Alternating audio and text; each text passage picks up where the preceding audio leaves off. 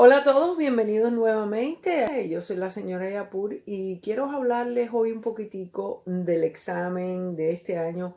Como sabemos, va a ser por unidades, el curso está diseñado por unidades. Recuérdense que hemos enseñado el curso en orden cronológica, empezando por la época medieval. Vamos a hablar y vamos a tener en mente un poquitico el contexto histórico. Recuérdense que esta época medieval es muy importante recordarnos la influencia que tuvieron los árabes en el sur de España durante más de 800 años, dejando allí en el sur de la península ibérica su cultura, su modo de comportarse, su religión, su arquitectura, bellas obras arquitectónicas que podemos apreciar todavía hoy en el sur de España.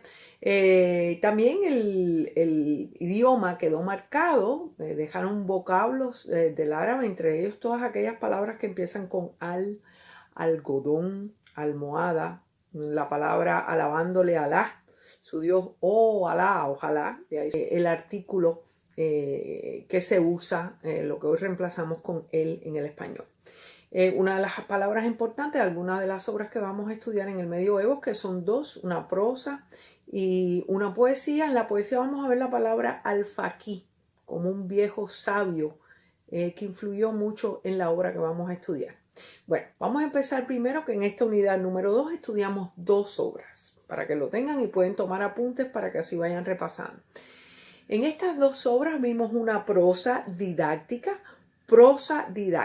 una escritura que deja una enseñanza, ¿ok?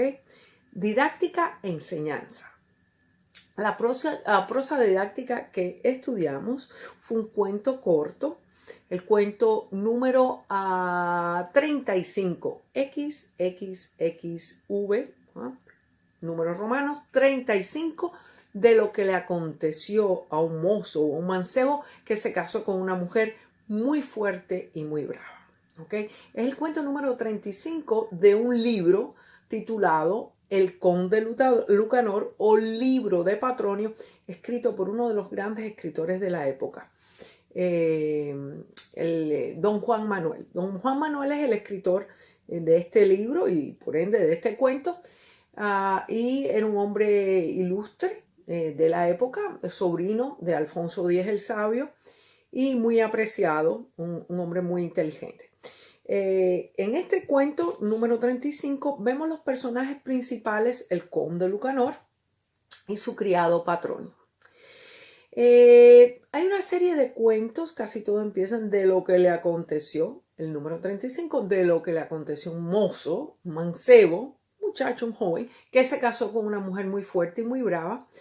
Y lo que pasa aquí es que el conde Lucanor le pide consejos a su criado, a Patronio, y le pide por favor que lo ayude, que tiene un amigo que se quiere casar con una muchacha que es muy violenta, muy fuerte, y Patronio con mucho cariño y recomendación le habla de lo que le pasó a un amigo suyo. Y aquí es que vemos un cuento dentro de otro cuento conocido como metaliteratura, metaficción, metacuento, y también una estructura que conocemos como caja china. Caja china, cuento dentro de otro cuento. En fin, el mensaje de este cuento siempre demuestra desde un principio quién eres. Aquí vemos recurso estilístico importante, hipérbole. Vemos estructura de la obra importante, la metaliteratura, el metacuento, la metaficción, cuento dentro de otro cuento, caja china. Y pues vemos la importancia de este cuento medieval. La segunda obra en esta primera unidad, que la primera unidad es la época medieval, vemos un romance. ¿Qué es un romance? Un romance es una poesía que tiene una métrica especial. Romances son versos octosílabos con rima asonante, y vemos como el romance del rey moro que perdió la lama, que no conocemos el autor, es un autor anónimo, desconocido, nos habla de la última ciudad que se perdió en este reino, la ciudad de Alhama. Pues viene un mensajero y le dice a aquel rey moro que Alama ha sido perdida y él violentamente agarra las cartas, las quema, nuevamente viendo en esta época medieval la violencia. ¿Ok? Hay tres motivos muy marcados por los que el rey moro pierde a Alama y se menciona a lo largo del poema. Primeramente, no escuchó a la familia de los Abencerrá, disculpen, no escuchó al alfaquí, un viejo sabio que le trató de dar consejos a ese rey moro, pero él obviamente no puso ninguna atención. Segundo, mató a la familia que ayudaba, a la familia poderosa, que eran los Abencerrajes. Cuenta la anécdota que por celos mató a todos los hombres de los Abencerrajes. Y por último, confió en los tornadizos. ¿Quién eran los tornadizos? Aquellos que cambiaron de religión, pero en realidad cambiaron, o cuáles eran sus sentimientos. Confió en ellos. Tres razones por las que el rey moro pierde a Alama. Vamos a analizar este romance. Aquí vemos las sociedades en contacto, moros y cristianos. Vemos sociedades en contacto. Vemos también que es un romance fronterizo. Hay diferentes tipos de romances. Este es de rasgo fronterizo. ¿Okay? Vemos también la violencia, como el moro quema las cartas, las rompe, actúa violentamente. Vemos la métrica de lo que es un romance. Recuerden también que los romances fronterizos, como les había dicho, tienen rasgos especiales. Hay algo muy especial que vemos en esta obra, que es el estribillo. El estribillo es aquel verso que se repite al final de cada estrofa. Y el estribillo en esta obra da el tono de la obra, un tono solemne, un tono de lamento. ¡Ay de mi Alama! ¡Ay de mi Alama! Y vemos ese tono de tristeza, lamento, pérdida. ¿Ok? También vemos que pueden los romances empezar o terminar en media res. En media res no sabemos, nos quedamos sin una conclusión o un principio marcado, pautado, detallado. Para resumir, chicos, vemos la violencia en ambas obras estudiadas en el medioevo, las dos, una prosa didáctica de lo que le aconteció a un mozo que se casó con una mujer muy fuerte y muy brava, cuento número 35 del libro de Conde Lucanor o el libro de Patronio, escrita por don Juan Manuel, y una poesía con corte de romance. Recuérdense, los romances llegaron por los cantares de gesta. Eran cantares que hacían los juglares y de ahí surgieron estas poesías que han sido muy importantes. De hecho, hoy en día todavía escuchamos algo de romances en nuestra literatura. Después Federico García Lorca hizo un trabajo muy bonito en su libro romancero gitano, rescatando los romances, pero eso lo veremos más adelante. Romance del rey moro que perdió a Alama, anónimo, con un toque también de violencia. Un poema con un tono de solemne de lamento, y en estas dos obras de la unidad 1, que es la época medieval, vemos estas dos obras que son muy importantes para este currículum de AP de literatura. Continuamos con la unidad número 2 de este curso de AP Spanish Literature. Dejamos atrás la unidad 1, donde vimos el romance del rey moro que perdió a Alama y el cuento número 35 de don Juan Manuel, de lo que le aconteció a un mozo que se casó con una mujer muy fuerte y muy brava. Hoy vamos a comenzar con la unidad número 2 que va al examen. La primera unidad, como sabemos, se tituló El Medioevo o la época medieval. Esta segunda unidad es el siglo XVI. Recordémonos que el siglo XVI es el Renacimiento. Aunque también vamos a incluir obras estudiamos obras de la conquista. Vimos dos obras, Visión de los Vencidos, que es la que vamos a estar analizando hoy, pero de Visión de los Vencidos, que es una obra del escritor del siglo XX, Miguel León Portilla, historiador mexicano, vamos a estudiar solamente la tercera parte de ese libro, Visión de los Vencidos, dividido en tres: Presagios funestos de Bernardino de Sahagún, los testimonios de Muñoz Camargo, y nos vamos a concentrar, que es lo que va al examen, en el poema de un indígena nahua titulado Se ha perdido el pueblo mexica. Esta poesía tiene un tono solemne, no tiene ningún tipo exacto de métrica, pues fue traducido al castellano, al español del idioma náhuatl de los indígenas, del dialecto, y por ende no tiene ningún tipo de estructura básica, sino son versos libres. Lo más importante aquí es escuchar ese tono solemne, ese tono de pérdida. Durante el poema vemos diferentes recursos estilísticos como el apóstrofe, que es dirigirse directamente a alguien, a una persona. Vemos también hipérbole en algún momento, exageración, y siempre vamos a ver la pregunta, que es conocido como la retórica o pregunta retórica dentro del poema. Ok, esto es en Visión de los Vencidos, Se ha perdido el pueblo mexica. También vamos a ver en el Renacimiento dos obras muy importantes en esta unidad número 2. La primera obra, vamos a empezar con la poesía, es muy importante porque es un soneto.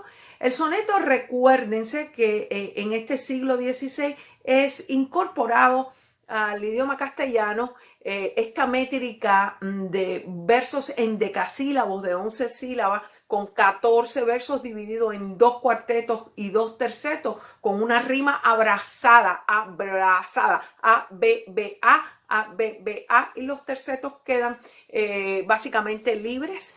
Esta métrica es la del soneto, recuérdense, y el soneto lo incorpora a nuestro idioma, a nuestra literatura, Garcilaso de la Vega, quien se inspira en la lírica italiana de Petrarca y hace su colaboración, su aporte dentro de nuestra literatura española. El soneto que estudiamos en el curso del siglo XVI es el soneto número 23. El soneto número 23 es En tanto que de Rosa y Azucena.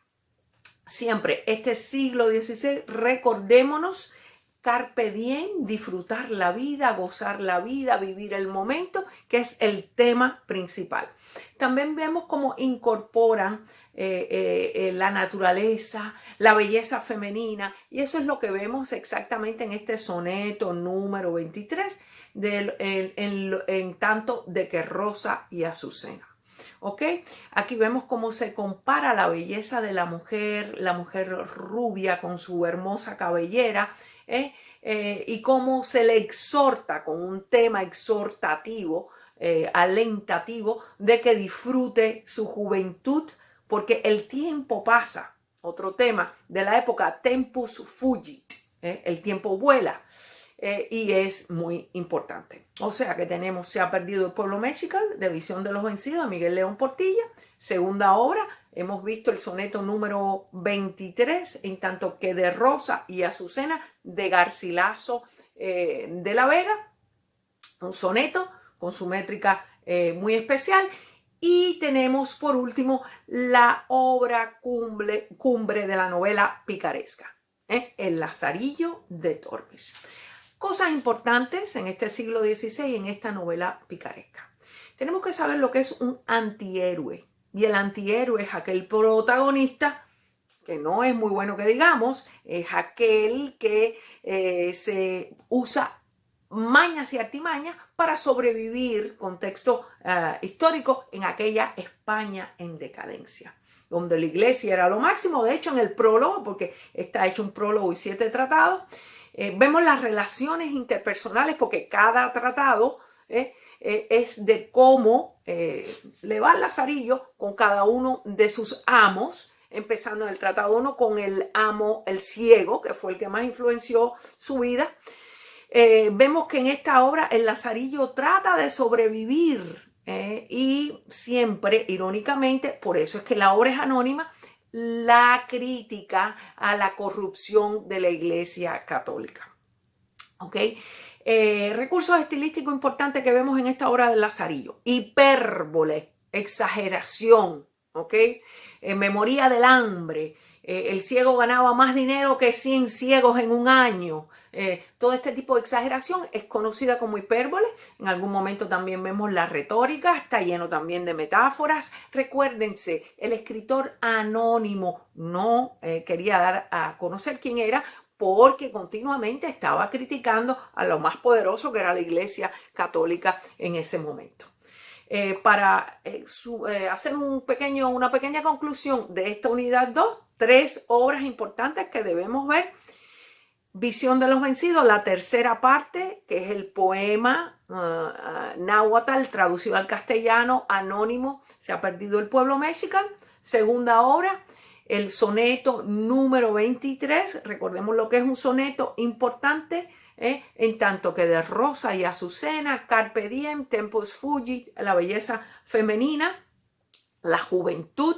Y el tercero, la más importante obra de la novela picaresca, El Lazarillo de Tormes. Recuérdense, todos sus tratados tienen que ver la relación interpersonal con un amo diferente, desde el ciego, el clérigo, el escudero y por último el arcipreste de San Salvador. Nos acordamos de él, cómo termina de pregonero y cómo termina el Lazarillo, pues viviendo con su esposa. Si me quieren y son mis amigos, pues no me critiquen ni hablen de mí. Esta es la unidad número 2. Recuérdense, dos aspectos muy importantes de escritura que tenemos que tener en cuenta son la comparación de dos textos, ¿ok? Siempre mirando el tema e incluyendo recursos estilísticos. Y la segunda parte que van a tener en el examen, recuérdense que va a ser el short answer, no muy cortica que digamos, para explicar en 15 minutos imagen, una pintura, una foto comparada a una obra, sea una prosa o una poesía. Hoy en esta unidad número 3 vamos a empezar diciendo que se titula Siglo XVII. Y les recuerdo que el siglo XVI es Renacimiento, siglo XVII es Barroco, y del siglo XVI al siglo XVII, esta época se llamó Siglo de Oro, ¿ok? La Edad de Oro. Bien, en la unidad número 3, en este siglo XVII, que es el Barroco, y cuando hablamos del Barroco vamos a ver cierta oscuridad, cierta penumbre, vamos a ver un poco de tristeza y vamos a ver un tema muy importante dentro de este siglo XVII, este Barroco, que es el memento mori, o el momento de la despedida, de la muerte, del goodbye. ¿Okay? Los escritores, autores de esta época tenían siempre muy presente ese tema fúnebre, triste, oscuro, que es la muerte. ¿Okay? Pero es una de las realidades de la vida porque todos nacemos y morimos. Eso lo sabemos.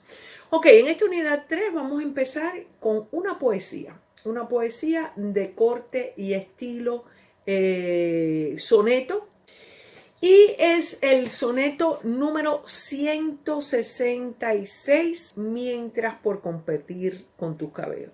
Recordemos que en esta época del barroco habían dos escritores españoles muy importantes que eran eternos rivales, con su pluma cometían un duelo siempre, atacándose el uno al otro. Y vamos a hablar del primero que escribió este soneto número 166, Mientras por competir con tus cabellos, que es Luis de Góngora y Argote.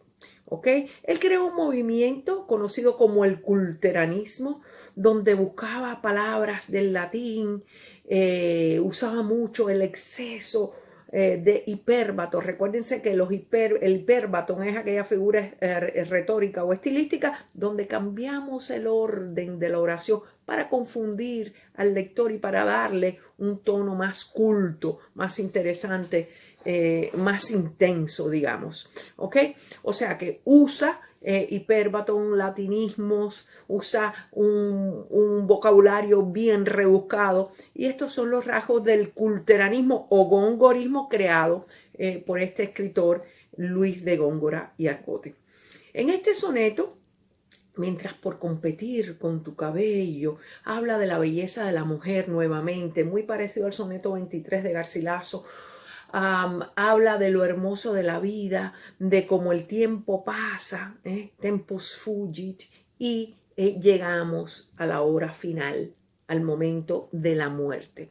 Y vemos en el último verso de este soneto, que trae 14 versos, y un soneto sabemos que son 2 cuartetos y 2 tercetos, y en el último verso del último terceto nos dice que damos en polvo, en aire, en polvo, en tierra, en nada, viendo una gradación, ¿ok? Que es una enumeración con cierta orden, y esta gradación es descendente, porque termina en tierra, en polvo, en nada, ¿ok?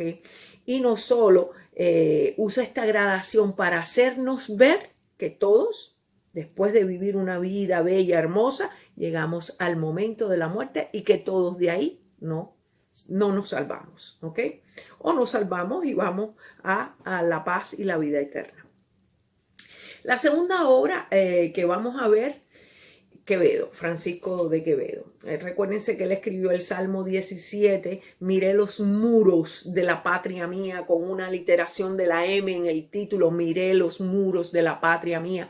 Y o también en un soneto, este Salmo 17, hablando de la decadencia de esa España, como saliendo a los campos y ver la miseria, la tristeza, y el mismo soneto en sí también es una gradación descendente hasta que él dice que toda esta decadencia cae en su propia habitación, en su propio cuarto, aludiendo a su propia persona.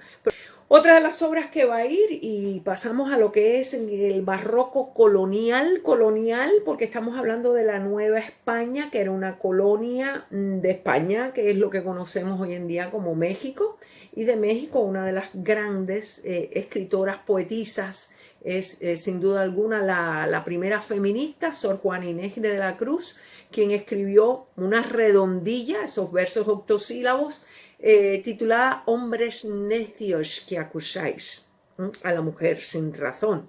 Aquí vemos cómo ella ataca a los hombres aludiendo a dos figuras como Taís y Lucrecia, una buena, una mala, diciendo que la mujer, no importa si es buena o si es mala, que los hombres siempre van a buscar para criticarnos. Si somos buenas, pues nos tachan de tontas. Y si somos malas o vivarachas, pues somos mujerzuelas, ¿no?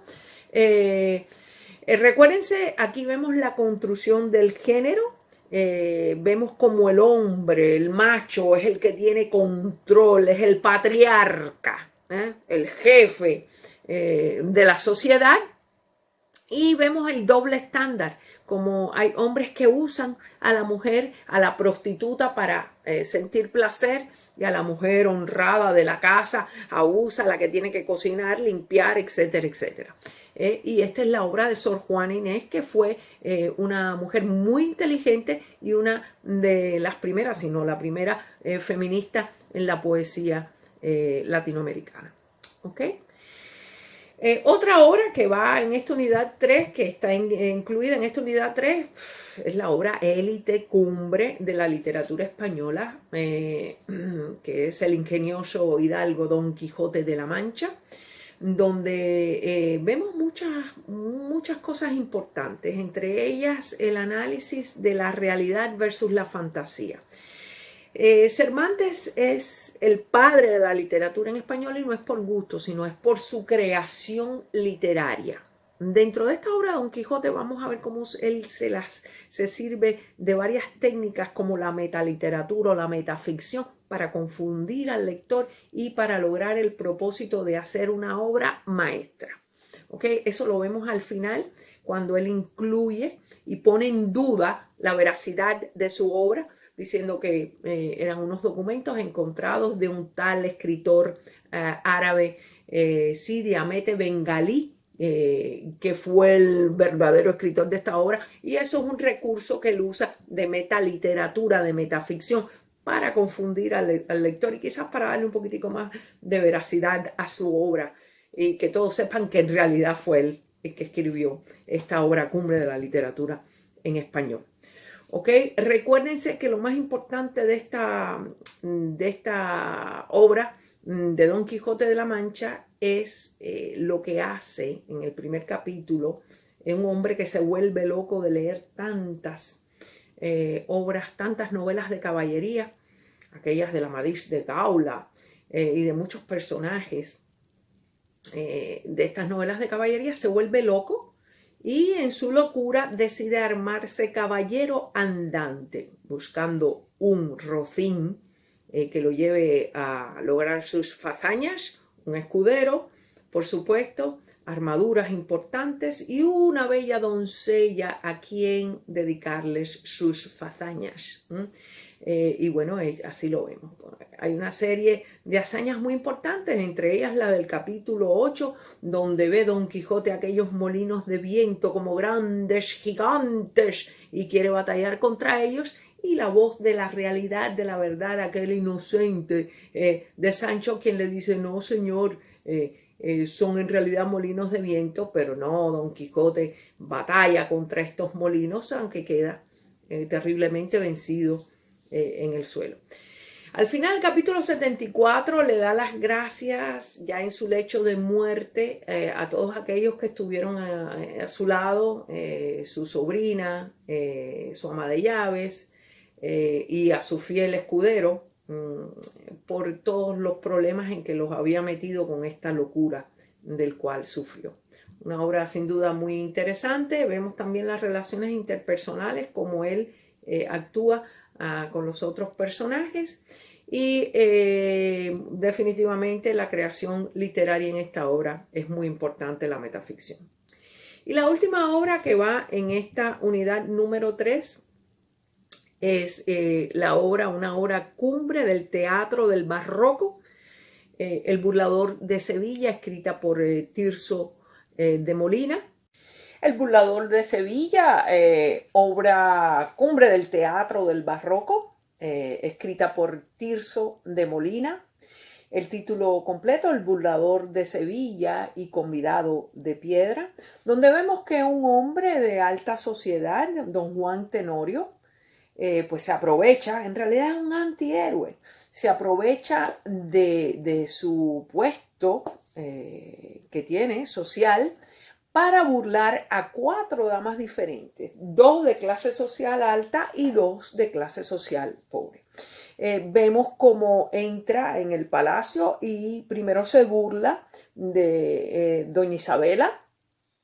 Después vemos que otra mujer de alta clase que es burlada, aunque no logra llegar a burlarla totalmente, es doña Ana de Ulloa, hija de don Gonzalo de Ulloa, quien interviene y lo reta a un duelo en el cual mata a él batallando a don Gonzalo.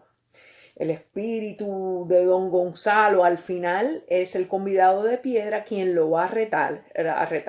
Este hombre en realidad no tiene ningún pudor, no tiene ninguna seriedad, ningún respeto ante estas damas que él burla. Las 2 damas menos afortunadas de clase pobre son la pescadora Tisbea, una fiel enamorada de la vida y del amor.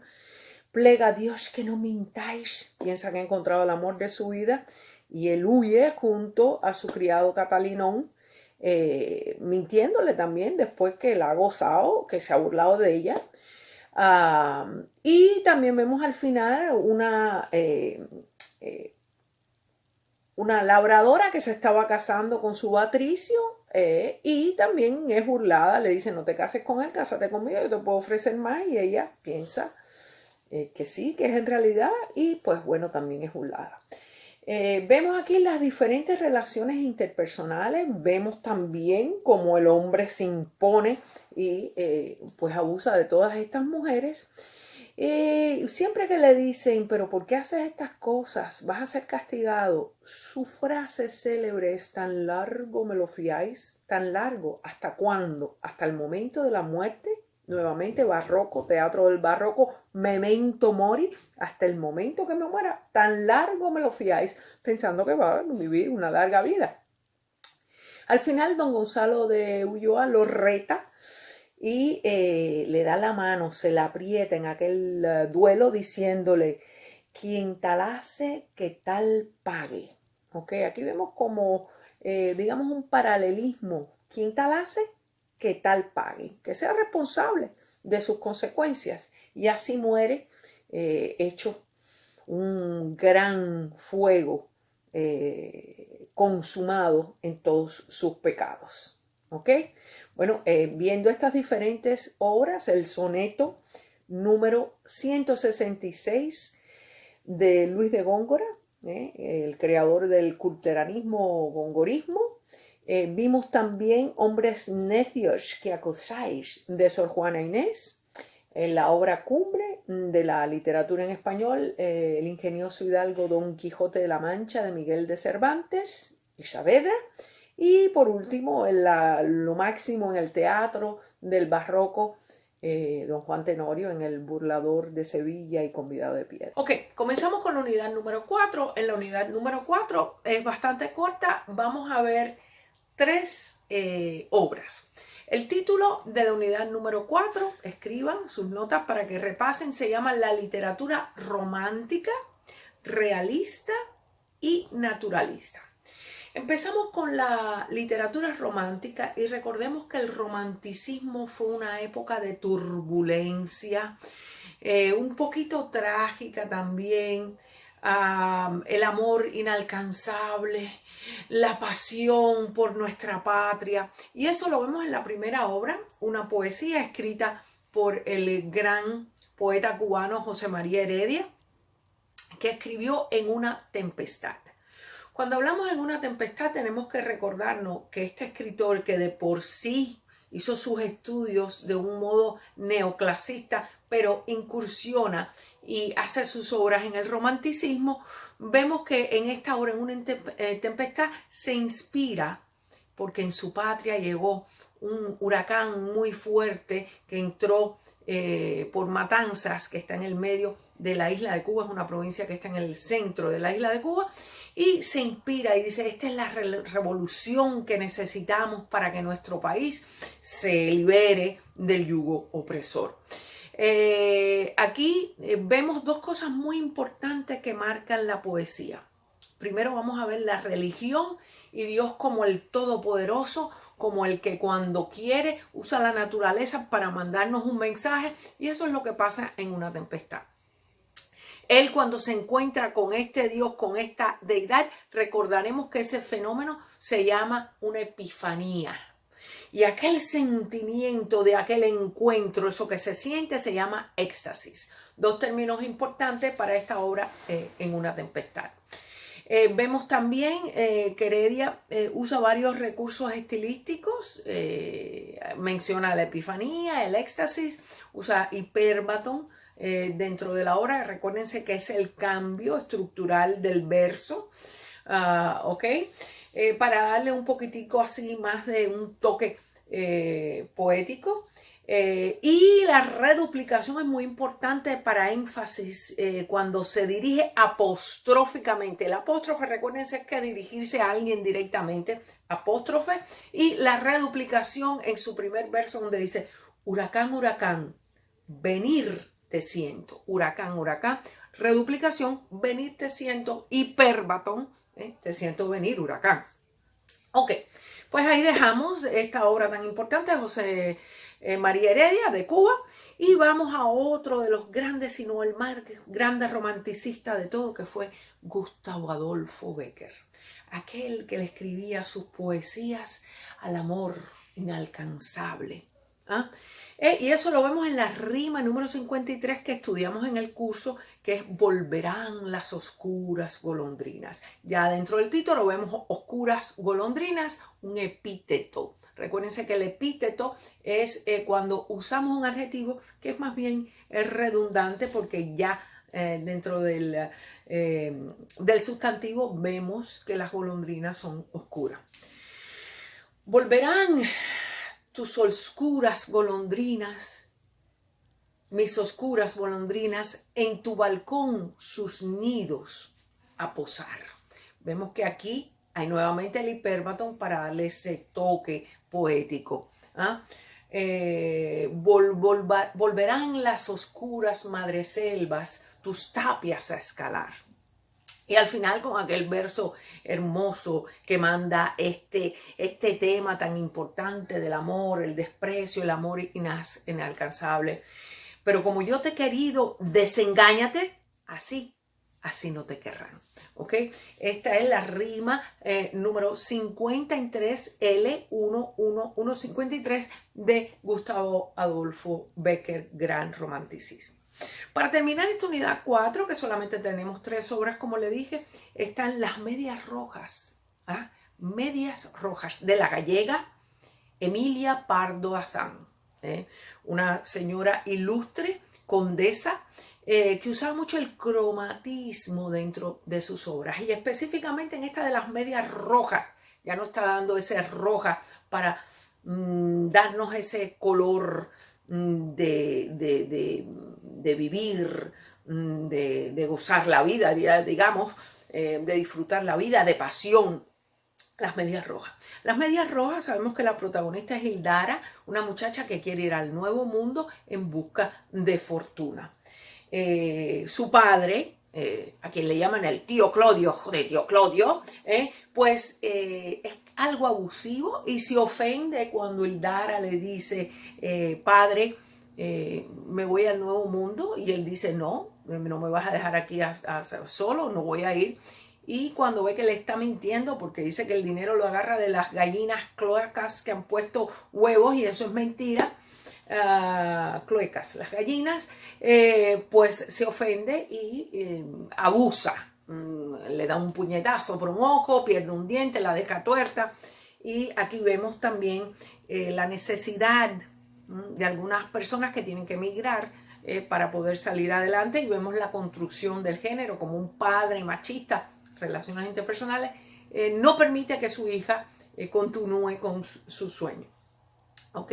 Recuérdense que el cromatismo lo vemos también muy marcado cuando nos descubren, nos describe las uñas amarillentas del tío Clodio, la barba azulosa, el pote negro que trae un poco donde cocinaba Hildara, la comida que hacía en la casa. Bueno, pues estas son las 3 obras. Resumiendo, tenemos Romanticista en una tempestad, de José María Heredia. Tenemos la rima 53, Volverán las oscuras golondrinas, de Gustavo Adolfo Bécquer. Y pues hablando del realismo, naturalismo, tenemos la obra de Pardo Bazán, Las medias rojas. Y para terminar, vemos la obra del escritor uruguayo realista naturalista Horacio Quiroga, donde vemos un padre que tiene esa relación de confianza con su pequeño hijo de 13 años, al que permite ir de cacería y le promete el hijo que regresará a la hora del almuerzo a las 12 del mediodía. Al salir con su San Etienne, su escopeta, sufre un fatídico accidente al enredarse en la cerca de Pirle. El hijo muere, el padre oye el disparo y piensa que su hijo regresará. Pasa el tiempo, el hijo no regresa, y lamentablemente el padre busca excusas pensando que su hijo regresará, pero ese no es el caso, porque el chico de 13 años muere trágicamente al disparársele su escopeta San Etienne. Espero que hayan disfrutado de esta primera parte del repaso para el examen de AP de Spanish Literature. Yo soy Miss Yapur y pronto estaré poniendo la segunda parte de este video de repaso para Spanish AP Literature. Gracias.